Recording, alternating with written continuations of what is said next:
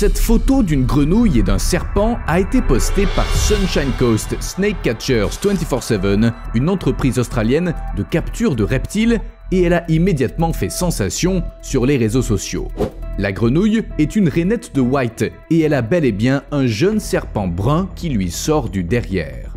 Naturellement, la première question qu'on se pose quand on voit cette photo, c'est comment le serpent a bien pu se retrouver dans une telle position. La femme qui a découvert les deux animaux et pris la photo a déclaré que la grenouille essayait de retirer le serpent à l'aide de ses pattes arrière et la femme a fini par l'y aider.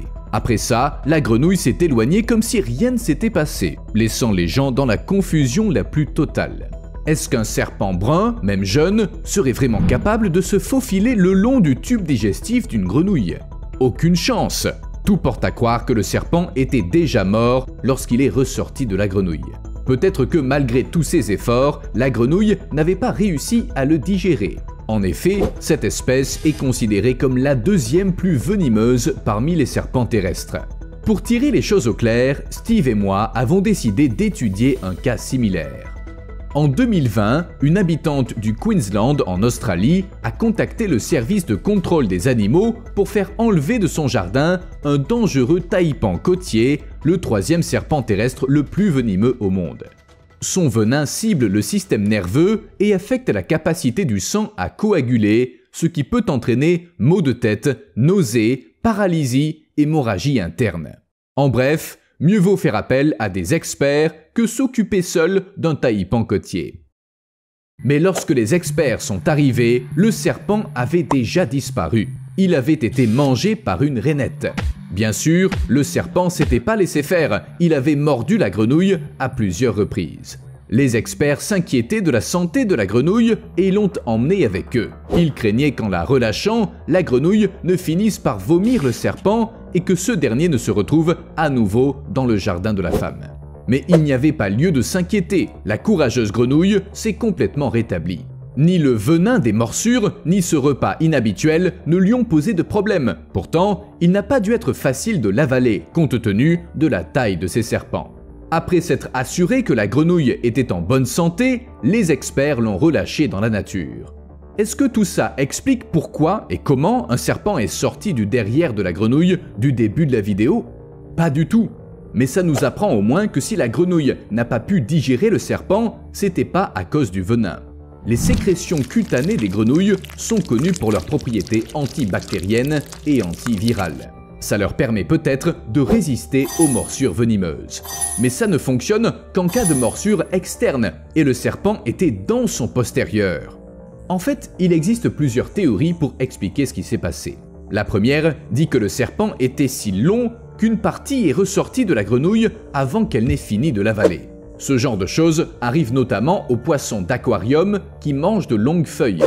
La seconde théorie affirme que la digestion s'est mal déroulée et qu'une partie, voire la totalité du serpent, a réussi à s'échapper par le système digestif.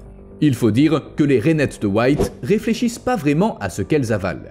Et leur menu se compose principalement d'insectes, de sorte que le serpent aurait pu être un trop gros morceau pour le système digestif de la grenouille. Il serait donc ressorti de la même manière qu'il était entré, en entier.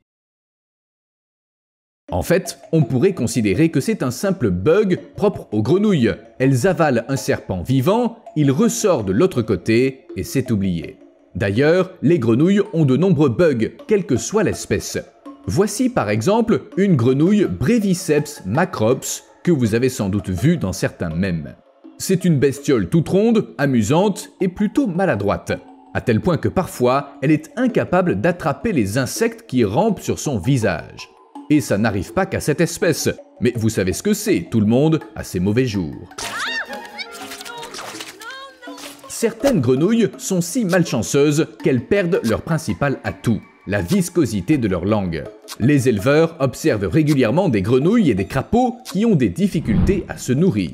Ça commence par une sorte d'échec critique. L'animal projette sa langue vers un insecte, mais celui-ci n'y reste pas collé.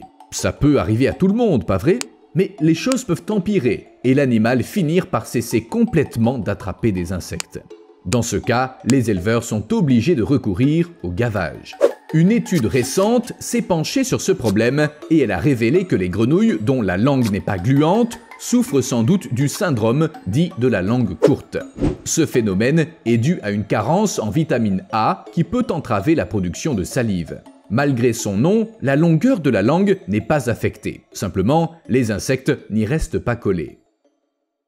Vous voulez une autre info intéressante? Une grenouille entourée de mouches mortes mourra de faim, même si sa langue fonctionne parfaitement. L'animal est tout simplement incapable de considérer les mouches mortes, immobiles, comme un repas. Le système visuel de la grenouille est spécialement adapté à la perception de petits objets en déplacement. Uniquement les objets qui bougent, pas ceux qui sont immobiles. Étant donné que les mouches se déplacent généralement de manière erratique, il n'est pas surprenant que les habitudes alimentaires de la grenouille soient adaptées à ce type de mouvement. Naturellement, les grenouilles sont quand même capables de percevoir les objets immobiles. Elles ne se heurtent pas aux obstacles lorsqu'elles sautent, par exemple. Mais le cerveau de la grenouille n'assimile pas les choses immobiles à de la nourriture. Une mouche morte n'est donc pas de la nourriture, et pour qu'une grenouille la mange, il faudrait la lancer en l'air. Oui, ça fonctionnerait. Les grenouilles font souvent face à ce genre de bug. Mais il faut reconnaître que leur repas relève de l'exploit quand on observe de plus près leur façon de se nourrir. Essayez un peu de concevoir un matériau humide capable de frapper des objets à la surface irrégulière à une vitesse incroyablement élevée et de s'y coller. Personne n'en est capable, sauf les grenouilles. Les scientifiques étudient cette capacité depuis le 19e siècle, mais ce n'est que récemment qu'ils ont plus ou moins compris comment elle fonctionne. Le secret réside dans un matériau unique. La langue de la grenouille est l'un des matériaux biologiques les plus souples que l'on connaisse. C'est un matériau si étrange qu'il est difficile de dire s'il est solide ou liquide. Lorsque la langue d'une grenouille frappe un insecte, son accélération est égale à 12 G. Pourtant, l'insecte ne se retrouve pas projeté par l'impact, il reste collé à la langue. Des caméras spéciales ont montré que l'action prend moins de 0,07 secondes. Il nous faut 5 fois plus de temps pour cligner des yeux. Mais c'est pas seulement une question de vitesse et de souplesse. Les amortisseurs intégrés que possède la langue ont leur importance. Ils absorbent l'énergie libérée lors de l'impact afin d'empêcher l'éjection de la proie. Un autre secret réside dans la salive des grenouilles. On pensait à l'origine qu'elle était simplement visqueuse et collante, mais on sait aujourd'hui que cette substance est en réalité un fluide non newtonien. Vous en avez sans doute entendu parler, peut-être même vu des vidéos. Ça désigne un fluide dont les propriétés changent en fonction des forces qui lui sont appliquées. Lorsque la salive d'une grenouille est soumise à une certaine force, par exemple lorsque la langue de la grenouille heurte un insecte, sa viscosité diminue d'un facteur 100. Ça permet à la langue de se glisser facilement sous l'insecte et de l'aspirer. Et lorsque la langue se rétracte, la salive s'épaissit rapidement et elle forme une substance pâteuse qui aide à maintenir l'insecte en place. Il faut admettre que l'évolution a dû travailler dur pour arriver à un tel résultat. D'un autre côté, elle a aussi donné naissance à des grenouilles incapables de sauter. Je suis sérieux. L'oreille interne des vertébrés contient du liquide et de minuscules poils qui aident le cerveau à percevoir la position du corps dans l'espace et assurent le sens de l'équilibre. Ces mécanismes sont apparus il y a des centaines de millions d'années et apparemment, certaines espèces ont décidé qu'elles n'en avaient plus besoin. Selon un article publié dans Science Advances, la grenouille Brachycephalus ferruginus est devenue si petite que son système vestibulaire ne fonctionne plus très bien. Pour ce qui est de sauter, tout va bien, mais une fois en l'air, le pauvre animal souffre de l'absence de mécanisme interne d'équilibre. Au lieu de retomber sur ses pattes, prête pour le prochain saut, cette grenouille perd le contrôle et elle s'écrase contre le premier obstacle venu. Mais c'est peut-être pas seulement à cause de ses oreilles.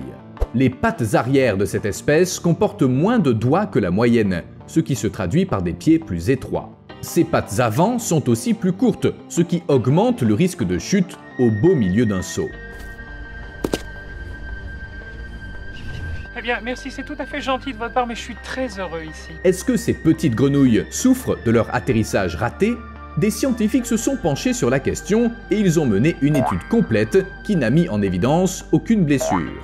La taille des grenouilles y est pour quelque chose. Il en va de même pour les fourmis qui peuvent tomber de très haut sans conséquence. Un problème bien plus sérieux, c'est la vulnérabilité de ces grenouilles après un saut raté. Il leur faut un peu de temps avant de pouvoir sauter à nouveau, et dans l'intervalle, elles sont des proies faciles. Heureusement, l'évolution a aidé ces pauvres créatures. Certaines petites grenouilles de la famille des Brachycephalidae sont très toxiques et leur couleur orange vif sert d'avertissement aux prédateurs. Et leur petite taille présente d'autres avantages. Par exemple, ces grenouilles ont accès à des sources de nourriture que d'autres espèces plus grandes ne peuvent pas atteindre ou même voir. Elles peuvent manger de très petites fourmis que les grenouilles et les crapauds plus grands ignorent. Je suis même pas sûr que l'on puisse considérer la petite taille de ces grenouilles comme un problème. Voici un autre bug dont souffrent les grenouilles. Elles essaient de s'accoupler avec tout et n'importe quoi. En 2020, un chercheur nommé Juan Diaz Ricaurte voyageait dans les montagnes du Brésil lorsqu'un mâle Rhinella icterica s'est accroché à sa botte. L'homme a soigneusement détaché le crapaud et l'a posé au sol, mais l'animal a immédiatement bondi en arrière avant de s'accrocher à nouveau à la botte en l'entourant de ses pattes. Les chercheurs en ont conclu que le crapaud avait pris la botte pour une partenaire potentielle. En fait, ce comportement est assez courant. Déterminés à étudier la question, les scientifiques ont trouvé environ 400 grenouilles qui s'accrochaient à des objets qu'elles ne risquaient pas de parvenir à féconder. Ces objets impropres à la reproduction comprenaient des grenouilles mortes, d'autres espèces de grenouilles, des embryons, des noix de coco, des mangues et des pommes, des geckos, des tortues, des poissons, des limaces, des règles et des gobelets en plastique. Et même du fumier. C'est comme si les grenouilles ignoraient que ces objets ne partagent pas leurs sentiments. La bonne nouvelle, c'est que les scientifiques ont compris pourquoi les grenouilles font de telles erreurs. Il s'agit d'une stratégie appelée étreindre d'abord, parler ensuite. En résumé, mieux vaut prendre le risque de se tromper que laisser filer une femelle potentielle et perdre l'occasion de procréer. Mais ça peut se retourner contre la grenouille. Si elle se trompe trop souvent, elle n'aura jamais de descendance.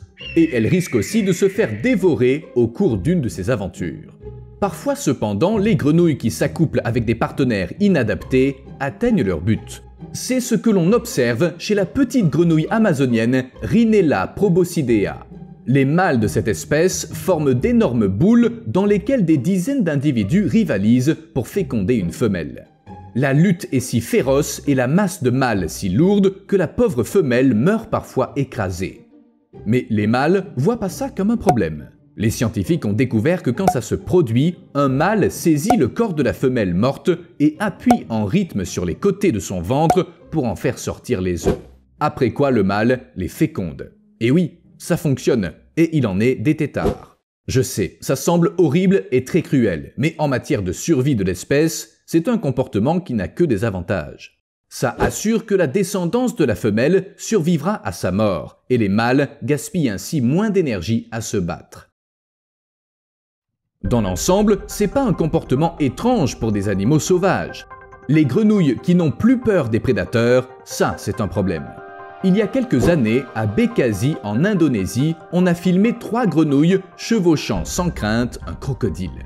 Des photos similaires, mais prises sur la terre ferme, ont été réalisées à Tangerang, également en Indonésie. Les images montrent des grenouilles grimpant sur un crocodile l'une après l'autre, ce dernier restant immobile pendant la durée de la manœuvre. Quelle était l'intention des grenouilles et celle du crocodile? La science n'a pas de réponse à cette question. Mais mon exemple préféré de bug amphibien concerne la minuscule grenouille Anguistomops pustulosus, originaire d'Amérique centrale et d'Amérique du Sud. Les mâles sont connus pour le son qu'ils émettent afin d'attirer les femelles. Mais ce même son attire également des prédateurs tels que les chauves-souris. Comment réagissent les grenouilles? Elles leur foncent dessus. Mais c'est absurde, c'est comme si les grenouilles espéraient effrayer le prédateur. Mais non, elles ont une stratégie légèrement différente. La grenouille saute en avant au dernier moment pour échapper à la chauve-souris qui n'a pas le temps de corriger sa trajectoire. Le prédateur ne peut pas se retourner à temps et la grenouille s'en sort indemne. Que dire? Bien joué! À plus!